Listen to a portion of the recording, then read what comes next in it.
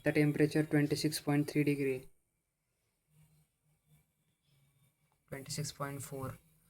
Maximum range 30 degree centigrade केलेली आहे, जेणेकरून 30 डिग्री सेंटीग्रेडच्या पुढे गेल्यावर ह्या फॅनची स्पीड अजून वाढेल. म्हणजे इथं तुम्हाला दिसत असेल मोटर स्पीड मीडियम, ती 30 डिग्री सेंटीग्रेडचं बॅरियर क्रॉस केल्यानंतर मॅक्सिमम होईल.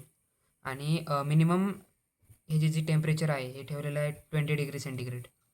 म्हणजे इथं तुम्हाला आता जे मीडियम मोटर स्पीड दिसते ती जी ही आहे ती टेम्परेचर 20 डिग्री सेंटीग्रेडचं बॅरियर क्रॉस केल्यानंतर म्हणजे खाली आल्यानंतर लो होईल.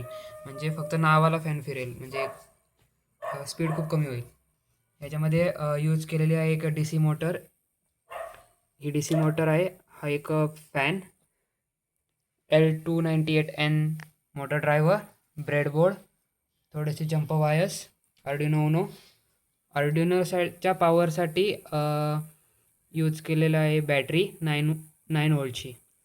आणि LCD स्क्रीन I2C मॉडेल बरोबर 16 पिन LCDला 4 पिनमध्ये कन्वर्ट केलेलं आहे. आणि DTH11 टेम्परेचर सेन्सर.